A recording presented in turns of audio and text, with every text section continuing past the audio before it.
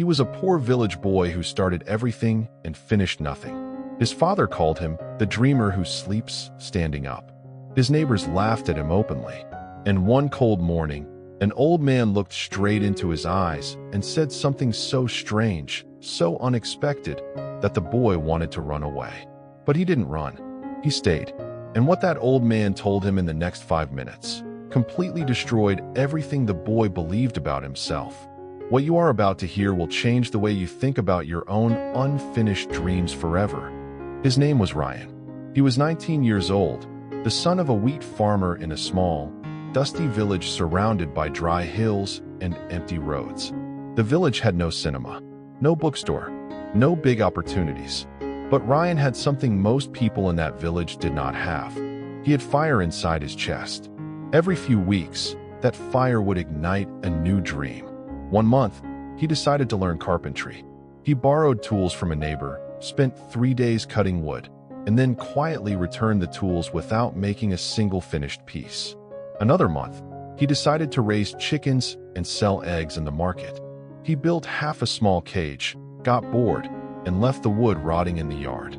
He started learning the Quran by heart, stopped at the 7th page. He started growing vegetables, pulled up the plants after 2 weeks. He even once decided to dig a well for his family. He dug for one afternoon and declared the soil too hard. His mother sighed every time. His father said nothing anymore. Silence from a father is worse than any punishment. And Ryan felt that silence every single night.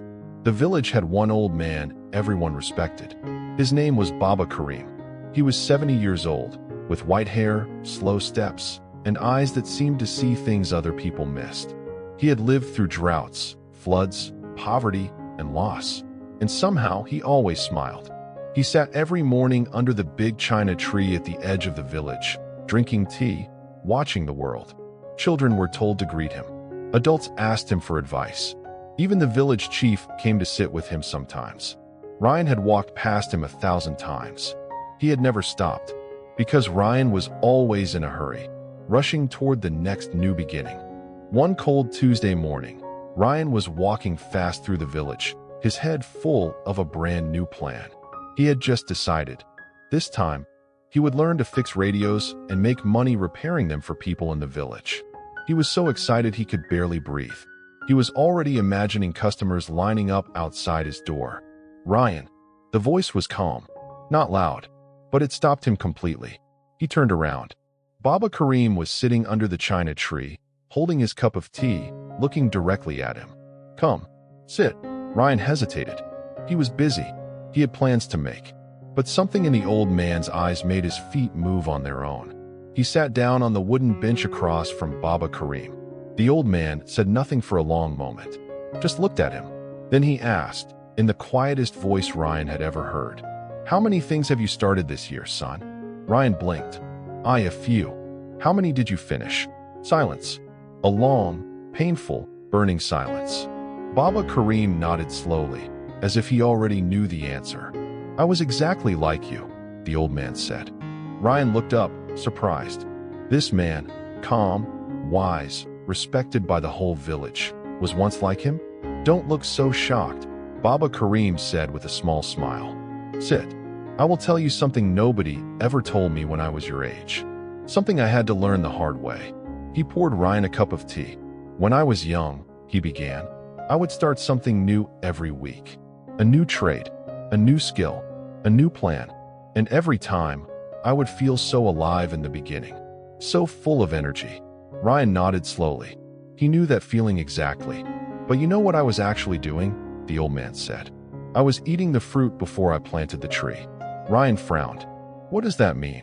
Baba Karim leaned forward. "Your mind is very powerful, Ryan. When you imagine success, when you dream about the finished result, when you tell people about your plan, your mind actually feels a small piece of that success. Right away, without any work." Ryan was quiet. "And when your mind already feels the reward," the old man continued, "it no longer needs to do the work to get it. The excitement disappears.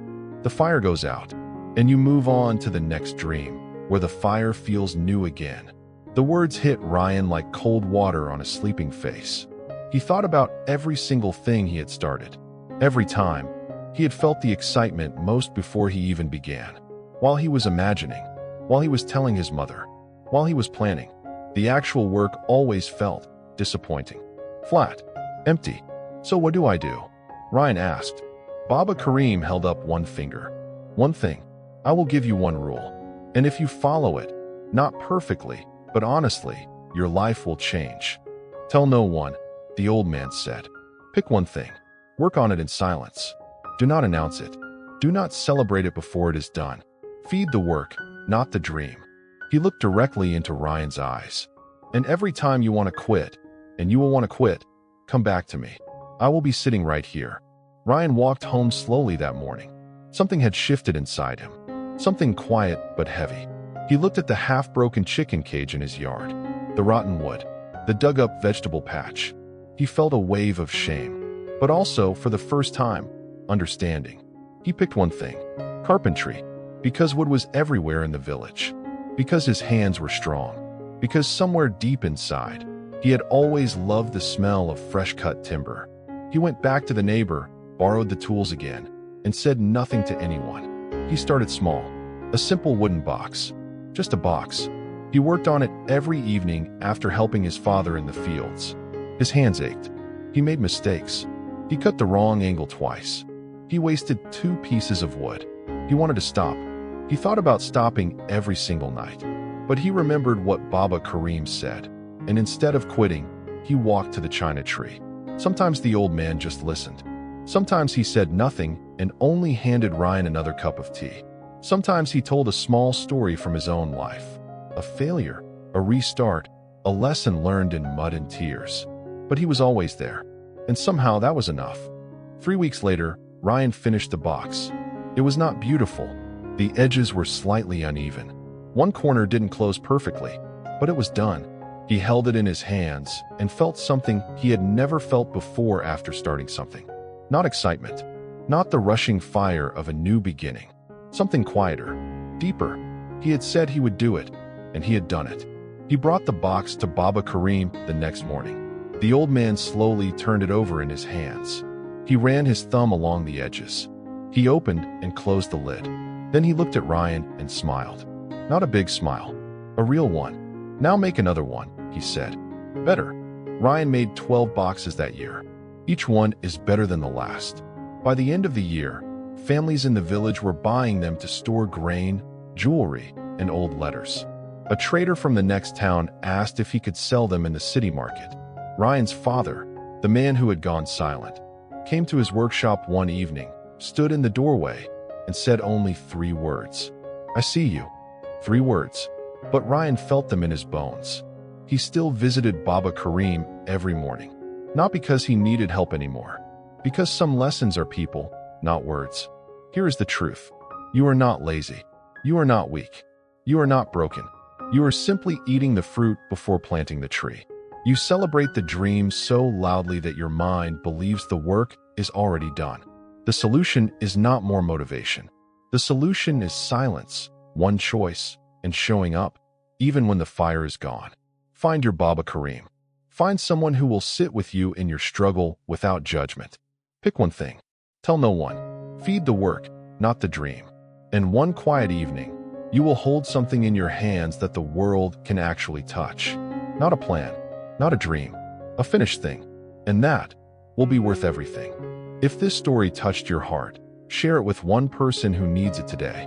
Right? I will finish it in the comments. Just those 3 words. And if you want more stories like this, subscribe to Wisdom Wire English. We will be here every week with a new story, a new lesson, and a new reason to keep going. See you in the next one.